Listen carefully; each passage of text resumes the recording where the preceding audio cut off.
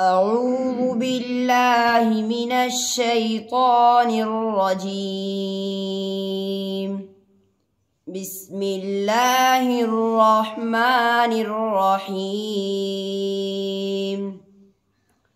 وقال الملأ من قوم فرعون أتذر موسى وقومه ليفسدوا في الأرض ويذرك وآلهتك قال سنقتل أبناءهم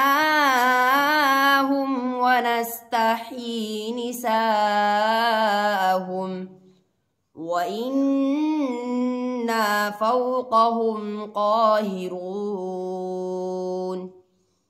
قال موسى لقومه استعينوا بالله واصبروا إن الأرض لله يورثها من يشاء من عباده والعاقبة للمتقين.